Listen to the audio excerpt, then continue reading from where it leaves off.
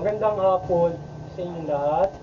Ito po si Herbert Julia, author-promoter ng The Bible Evangelization.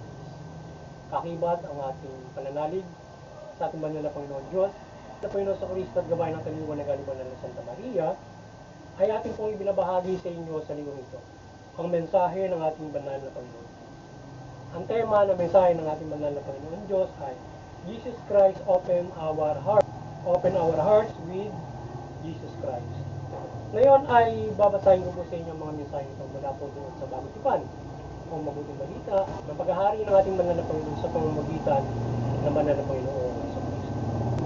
Ayon po sa kay Apostol San Juan Kabanata 15, talata 12 hanggang 13. Ito ang mensahe. Ito ang aking utos. Pag-ibigin kayo gaya ng pag-ibig ko sa inyo. Walang pag-ibig na hihigit pa sa pag-ibig ng isang tao, nagkakay para sa kanyang mga kaibigan. Pagpatuloy po natin sa mga taga-Roma, Kabanata 12, talatang 9 hanggang 10 ito po ang mensahe. Maging tunay ang inyong pag-ibig kaso kung naman ninyo masama.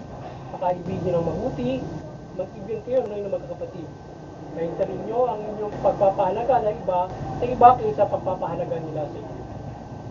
Ipagpatuloy po natin sa 1 Corinto, Kabanata 13, talatang 4 hanggang 7. Ito po ang mensahe. Ang pag-ibig ay at magandang loob, hindi nananaghilig, nagmamapuri, o nagmamataas. Hindi magasbang ang paghugali, hindi makasarili, hindi magagalitin o mapagtanim sa kapwa. Hindi kinagagalak ang gawang masama, ngunit ikinagagalak ang katotohanan. Ang pag-ibig ay mapapatas, mapagtiwala, puno ng pag-asa at nagtitiga hanggang wakas. Ipagpatuloy po natin sa Kabanata 3, talata 17 hanggang 18. Ito po ang mensahe. Kapag nakita ng sino mang may kaya sa buhay ang kanyang kapatid na nangangailangan at hindi niya ito tinulungan, paano siya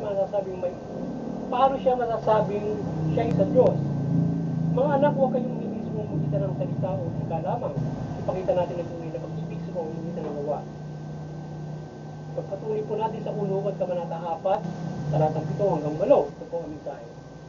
Mga minamahal, mag-ibigin kayo sapagkat mula sa Diyos at ang bawat umiibig sa anak ng Diyos, ang bawat umiibig ay anak ng Diyos at kumikilala sa Diyos. Ang hindi umiibig ay hindi kumikilala sa Diyos sa pagkakas. Niyag ng Diyos ang kanyang pag-ibig sa atin upang subuhin niya ang kanyang bugtong na anak upang magkaroon tayo ng buhay sa pamamagitan niya. Pagpatuloy po natin sa kay Apostol Mateo, Kabanata 9, tayo. Tumayo kayo at tumayo niyo ang kaulugan nito, habang ang ibig ko at hindi hain. Sapagkat naparito ko upang tawagin ng makasalanan, hindi ang mga banal. Ito po ang mensahe at salita ng ating banal na Panginoon Diyos, ating pong pasalamatan ng ating banal na Panginoon sa Kristo at Espiritu Santo, hindi ng ating banal na Santa Maria. Maraming salamat po sa ating banal na Panginoon Diyos, banal na Panginoon sa Kristo, ay din sa banal na Espiritu Santo at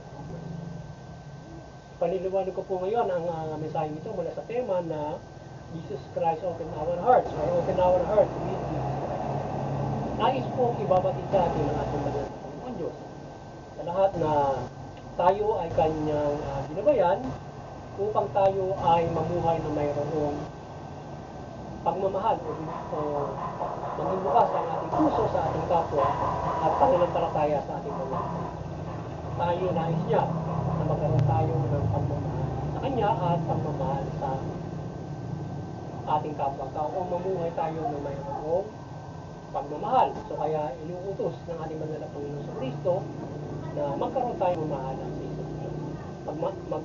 Tayo ay mamuhay ng mamuhay tayo na parang magkakapatid. Yan ang nais ng ating banal na Panginoon.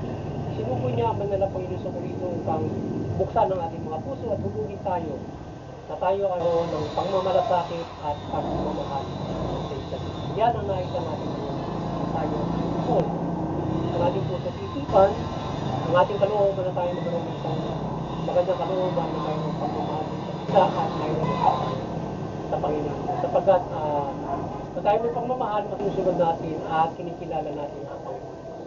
Kung kinikilala natin ang Panginoon Diyos, tayo ay nagkasabuhay na mayroong pagmamahal sa ating lahat. Sapagkat ang Diyos ay ibig. So yan ang nais niya na tayo magkaroon ng maging ang kalooban natin ay magkaroon tayo ng pagmamahal sa ating pamumuhay. Sa gayon, maiwasan natin ang paggawa ng hindi mabuti. Sapagkat kung tayo ay mayroong pagmamahal, tayo makapamumuhay ng banal. Sapagkat naisan niya pamumuhay tayo ng banal. So ngayon, sa pagmamahal sa atin ng Panginoon Diyos na tayo ay mayroong pagmamahal sa ating kapwa o minumul tayo na mayroong kalooban na mayroong pagmamahal, so particular na pagmumul sa atin, tayo ay nais na mamuhay na mayroong na kung saan binabanangkas na aral ng pag-ibig ay tayo ay mamuhay ng matyaga, may magandang loob, hindi na nagdidig, yan mamataas. Tayo ay hindi magaspang pag-ugali na mabuting pag-ugali mo, hindi nga makasarili. So ikaw ay hindi mapagsalit sa kapwa, hindi ka nagagalak sa masama, kundi sa mabuti, katotohanan. So yan yung mga aral ng pag-ilapan na nais natin gawin. So pangunahin, kung paano tayo mamumuhay na mayroong pag-ibig o hinuhubog tayo na mayroong pagmamahal. So ganyan tayo dapat mamumuhay kung mayroon tayong pagmamahal. At hindi lang yan, yung mga aral ng mabuting balita, ayan ay kung isa sa buhay natin yan, tayo magkakaroon ng tayo mamumuhay ng pagmamahal sa ating kapwa, kung tayo mayroong, kung isa sa buhay natin ang mabuting balita. Mula partikular dito sa pag-ibig. So ngayon, kung tayo mamumuhay na mayroong pag-ibig, pagmamahal sa ating kapwa-tao, hindi natin lalabagin yung kautusan o hindi tayo gagawa ng masama, bagos puro mabuti ang ating natin. Sapagkat, pasusok naman natin kung tayo ay mamumuhay na mayroong pag-ibig, mamumuhay tayo ng parang kapatid. So yan ang nais ng ating banal na Panginoon na pamumuhay. Ngayon, kung tayo ay mayroong pagmamahal sa ating kapwa, tayo matututong magpatawad. Sapagkat ng sugo ng banal na Panginoon sa Panginoon sa Kristo para mabuksan ng ating puso, tayo magkaroon ng pagmamahal sa kapwa, tayo matututong magpatawad sa ating kapwa. Patawad ng Panginoon, Diyos dapat tayo. Kung tayo nagpapatawad, tayo ay magkakaroon din ng kaligtasan ng kapatawaran. So kung tayo ay mayroong pagmamahal, matuto tayo magpatawad at kahabagan sa ating kapwa. Kaya kung mayroong o gumagawa ng hindi mabuti sa iyo, so pahabagan mo sila at sila ay magkaroon ka ng pagmamahal mula sa kahabagan at pagpapatawad sa kanila. Tulungan mo sila makapagbago. Yan ang may pag-ibig sa kapwa-tao. Tinutulungan mo sila makapagbago, sila ay ikaw ay kinakahabagan mo sila. Instead na gantihan mo sila sa kanilang masamang ginagawa, instead na sila ay patuloy mo sa kanilang mga masamang gawain, tulungan mo sila na magbago hindi na pagmamahal sa kanila upang sila ay hindi rin gumawa ng kasama at mamuhay sila na mayroong pagdihang loob o mayroong pagmamahal na ako. Mamuhay sila na may nabadalan. So yan ang nais ng banal na Panginoon tayo mamuhay ng mabuti upang tayo natin maligtas sa kasamaan. Kapag kung mamumuhay ka ng mabuti, hindi ka gagawa ng masama. Kung mamumuhay ka ng may pag-ibig, hindi ka gagawa ng masama. Sa gayon, naliligtas yung bawat isa sa kasamaan ng bawat isa. Sa pangalan mabuti, ligtas ka sa kasamaan ng isang tao. Ligtas sa iyo, ligtas ka sa ibang tao. Kung pare-parehas tayong namumuhay na para magkakapatid na mayroong pagmamahal. So, ganyan mo tayo iniligtas ng Panginoon Diyos sa kasamaan. Kung tayo namumuhay ng pag-ibig at pagmamahal sa isa't isa. Kung namumuhay tayo ng mapayapa. So, ngayon ay dahil sa hindi lahat ay naniniwala sa Diyos at namumuhay ng pag-ibig. So tayo ay sinasamahan din ng Diyos ng kanyang katangyarihan upang tayo ay protektahan dapat sa Diyos. So ngayon ay dapat makapamuhay para tayo ay mamuhay ng matuwid at mayroong kaligtasan. Yun. So kung tayo mamumuhay na may pagmamahal, matutunan tayong tumulong sa ating kapwa-tao. Ilan? Tayo ay yan aling pulang na hain sa ating mga Panginoon Diyos, yung ating sarili na mamumuhay ng mabuti, may pag-ibig, at particular tayo ay mauto tayo magpatawad, magmalasakit, mahabag, tumulong ang pagkatao. So yan yung mga ilan sa mga mabubuting kalooban na may pagmamahal sa kapwa.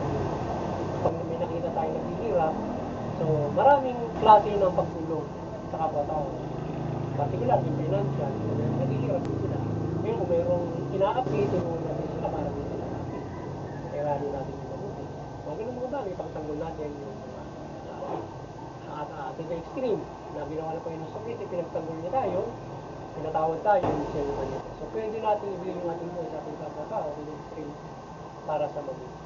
Ayan. So, para sa pagmamahal natin sa ating kapwa-tao, para sa Diyos. Ayan. Ngayon man tayo ay puprotektahan ng Diyos para sa Diyos. Hindi tayo manatili na manatili na mabuti at naglilingkod sa ating mga Diyos. Muli, sana ay nagabay ng the Bible Evangelism sa inyong spiritual life. Kasi malaking pag-asa sa inyong kaligtasan ng spiritual. At tayo umaasa na patuloy tayo na bayan ng Banal na Santa Maria. Panginoon Diyos, Banal na Panginoon sa Kristo at Banal na Espiritu Santo, at gabay din na Banal na Santa Maria. At sana pati na Banal na Santa Maria na kanyang kaliwanagan, mula personal dito sa ating pagbahagi ng The Bible Evangelism sessions at ng ating Bible Studio. So patuloy tayong gabayan ng kaliwanagan at pagmimilagro ng Banal na Santa Maria ng kanyang pag-aaparisyon. Sa iyo ay magabayan din ng kanyang pag-aaparisyon at may kayat sa pagtalima ng mabuting milagro. Ating natin milagro at gabay ng ating maglalagay sa ating talagang mga gabay kayo at pagkanoon kayo ng pagpapala ng Panginoon. Tapos kayo sa anumang uling pahamakan, magpalain kayo sa inyong mga tahanan at inyong pagkikipan. So maliban dyan ay higit sa lahat ay ang pagsunod natin sa kalooban ng Panginoon Diyos o malangkas ng mabuting balita o pagsunod natin sa mabuting balita pananampalataya. So mula pa lamang dyan ay magkakaroon na tayo ng kataganaang kaligtasan sa bawat kasamaan. Maliban dyan ay ang gabay ng Panginoon Diyos ang milagro para tayo ay pagpalain at protektahan sa mga araw-araw natin. Yan. Ano na uli ng kapahamakan. Yan. At muli, sa CBCP and Vatican Church ay maliwanagan kayo. At on perpetuity, maliwanagan yung bawat mga reliyon. Patuloy tayo magkaisa dyan sa perpetuity at unawain natin yung ating mga relating tayo ng sa karasan, digmaan. Bakit umiiral ang pagkakaisa, kapayapaan, at pagmamalasakit. So pinaiiting natin ang pagkakaisa at pagpatibay ng bawat pamilya, bawat bansa at bawat samahan. At gayon din ang nagkakaisa mga bansa. At maliban dyan ay ng CBCP Vatican Church, hindi kayong maliwanagan ni Banal Santa Maria at kapagbuklod yung isang katawan sa pananampalataya ng Panginoon Diyos mula po yung Espiritu at Pagkakas. Sa ating munting kayanan ay patuloy na umaasa ng gabay ng Panginoon Diyos mula po yung Espiritu at Espiritu dito sa gabay ng Banal Santa Maria na kaliwanagan ng kanyang milagro at iba't ibang gabay ng Banal Santa Maria sa ating pagbabahagi ng mabuting balita at patuloy natin magkaya ng sa katawan at pagbuklod sa pananampalataya sa Panginoon Diyos mula pang sa tayo ay kabayan ng pagpapalaganap ng balita sa ating pagbabahagi at kayo may kaya sa pagpapalagay. At maliban dyan sa mga pamalaan,